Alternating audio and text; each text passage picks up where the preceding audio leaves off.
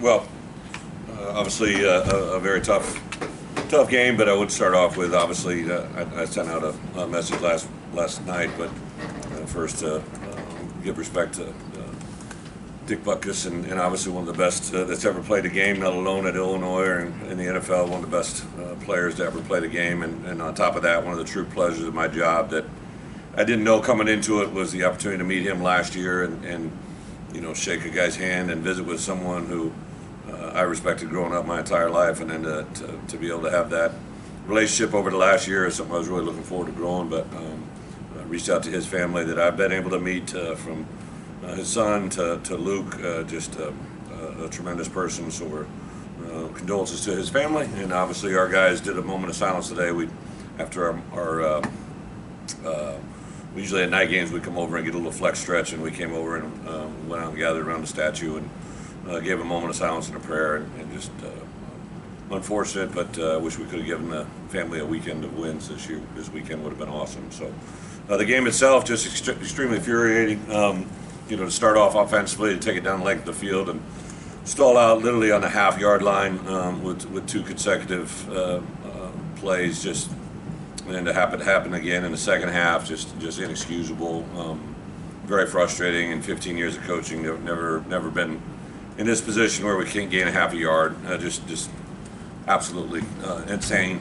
So we'll look at what we have asked our guys to do. We obviously got to change the equation and the answer, because we can't afford those moments. Like, I don't know what the point total or yardage total was, but I'm sure it was our defense did a nice job in the second half, especially shutting them out. Obviously gave up a free one on the turnover in the kicking game, but we got to convert points. Bottom line, that's what it is. We can't win any games doing this without scoring points. So we'll really attack that as we have and get different answers and hopefully get different results. Injury-wise, had a lot of guys banged up coming into this game. Unfortunately, I think got some guys banged up. Don't know anything about their injuries right now at this point, but there's a lot of guys doing good things. A lot of guys effort this week during practice. A short work week. The desire and attitude and energy into this game was really at a high level. I thought our guys prepared for the moment, and obviously didn't get the right results. I know it's extremely frustrating for everybody, from our players ourselves, to our fans, to our families, to the university administration. It's just to be a 2-4 football team right now is just absolutely a very painful thing. Wish I could give better answers other than we'll make the adjustments, make some corrections, make changes, and hopefully move forward against Maryland. So with that, open up for questions. Because with most frustrating event as a head coach, why and how do you fix that? Yeah, well, it's right now in the moment. I've been frustrated before, but yeah,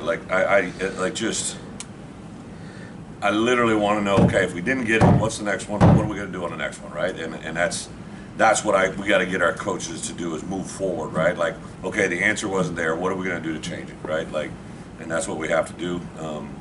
And obviously, as a head coach, that's falls directly on me. So we can't have the same repeated answers. It's just infuriating to have the same issues pop up over and over and over again, and that's what gets frustrating. So how do you approach that with your staff? Changes. What kind of changes?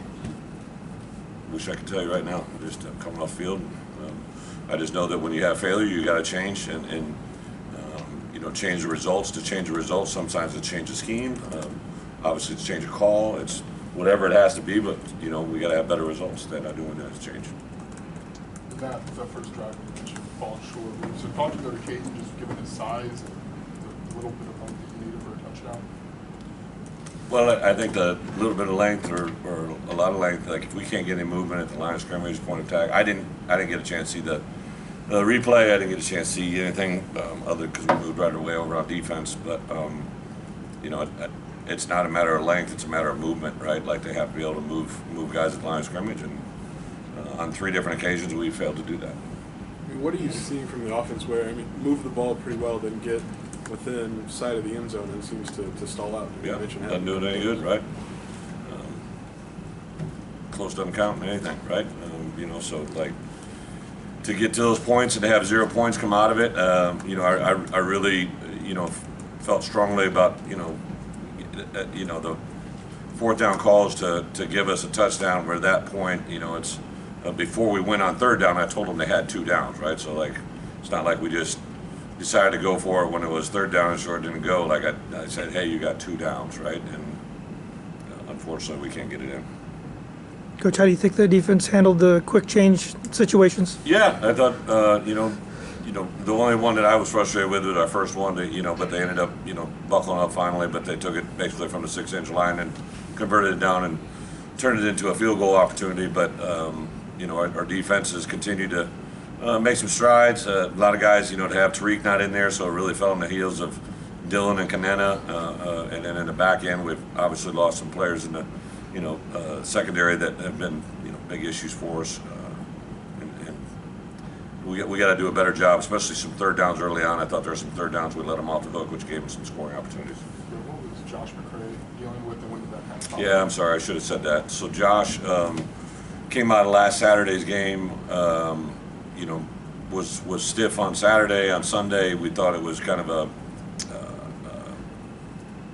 muscular issue. He had a really stiff neck, and then they didn't get any better, so then we MRI'd it, and then literally on Tuesday or Wednesday, we found out that he had an issue that will basically eliminate him for the rest of the season. So still a work in progress, finding out exactly where we're at, but as of right now, they're looking at probably a 3-month recovery. Nothing surgical at this point, but something that's going to eliminate him for probably the remainder of this season. We saw Reggie leave. What do you guys, depth-wise, at running Yeah. back seems like you did Ben. Yeah, Reg, I give him a lot of credit. Last week he was really close, just didn't want to put him in that situation. And then this week he really practiced pretty much from Tuesday on and battled through it. I think he was a little bit, gimped up, I think, especially after a couple hits this game. But Caden's been awesome. Aiden's been really good. Fidanzo is our third running back now.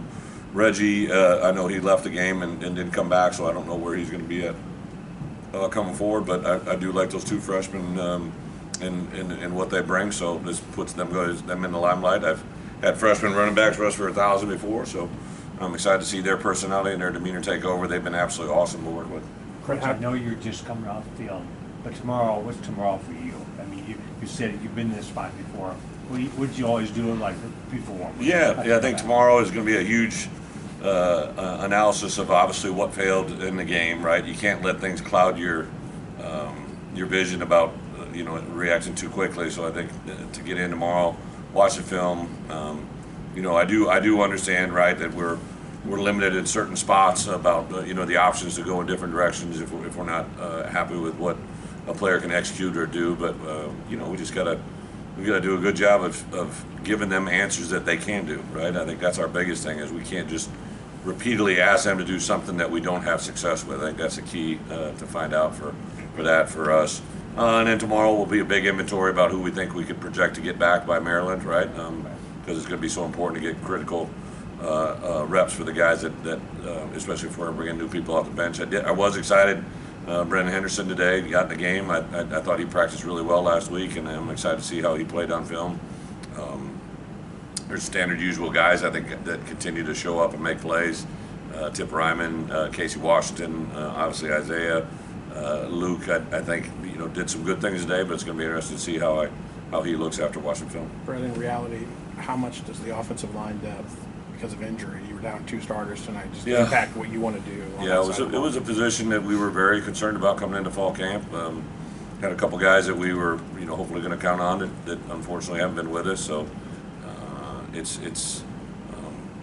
nobody's going to give us any help, right? No one's going to get us a break, but we got to continue to recruit offensive linemen and bring the guys along that haven't played and continue to bring them, develop them.